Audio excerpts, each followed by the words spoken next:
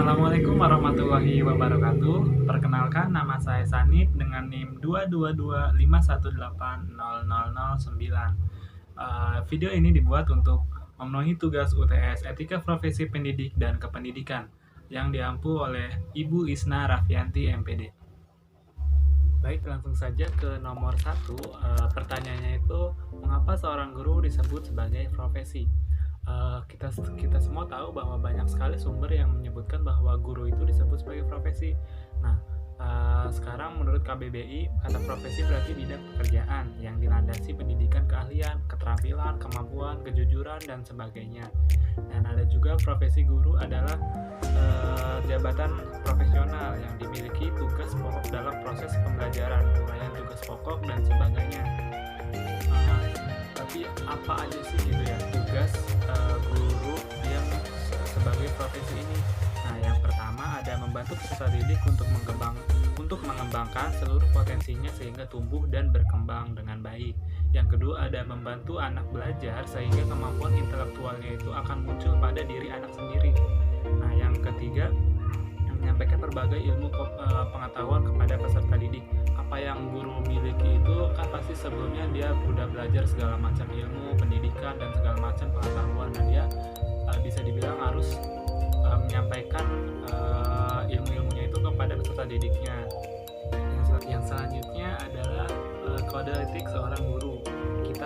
Kita semua tahu bahwa setiap pekerjaan profesional itu pasti mempunyai kode etik, termasuk juga seorang guru. Nah, di sini ada beberapa kode etik yang harus dimiliki oleh seorang guru. Yang pertama, guru berbakti membimbing peserta didik untuk membentuk manusia Indonesia seutuhnya yang berjiwa Pancasila. Yang kedua, ada guru memiliki dan melaksanakan kejujuran profesional, seperti apa yang disebutkan dalam pertanyaan mengapa sih seorang guru itu disebut sebagai profesi gitu ya. Nah, selanjutnya ada guru berusaha memperoleh informasi tentang peserta didik. Bisa dibilang untuk mencari informasi biar mengetahui perkembangan peserta didiknya itu, dan si seorang guru akan mengetahui latar belakang dari peserta didiknya. Selanjutnya ada guru menciptakan suasana sekolah sebaik-baiknya untuk menunjang peserta didik belajar dengan baik dan sebagainya. Seorang guru harus berperan juga di dalamnya. Guru memelihara hubungan baik dengan orang tua murid. Nah, ini adalah poin yang bisa dibilang penting karena untuk menjalin silaturahmi. Selanjutnya yaitu kompetensi yang harus dimiliki oleh seorang guru. Nah, di sini ada 4 kompetensi. Yang pertama ada profesional. Yang kedua ada pedagogik, ada sosial, dan juga ada kepribadian. Nah, dari keempat ini kita seorang guru harus menguasai apa maksud dari kompetensi tersebut, apa tujuannya, dan apa yang harus kita lakukan untuk memenuhi tentang kompetensi yang harus dimiliki oleh seorang guru tersebut. Selanjutnya adalah perbedaan pendidikan formal, informal, dan non formal.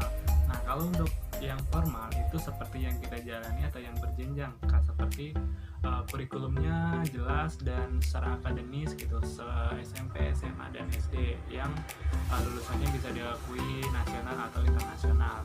Nah, yang kedua ada non formal. Non formal ini tidak seperti dengan yang non formal, itu lebih ke minat dan bakatnya. Contoh seperti ada kelas main gitar, kelas bermain musik, kelas tari, dan sebagainya.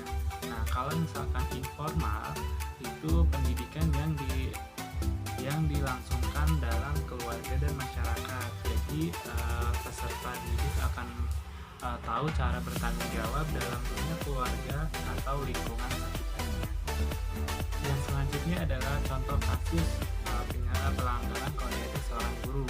Nah, dalam berita ada seorang guru honorer, tenaga honorer dalam SMA Negeri 7 Kota Ternate. Nah, dalam kasus ini seorang guru memukul siswanya hingga tewas. Nah, di sini sangat serius sekali kasusnya, bahkan sampai dibawakan oleh reporter berita secara nasional gitu ya. Nah, dalam guru tersebut mungkin ada alasan mengapa dia melakukan seperti itu. Nah, di sini catatannya seorang guru bertindak tegas sepertinya dibolehkan, tapi tidak boleh berlebihan karena khawatir berdampak kepada siswanya.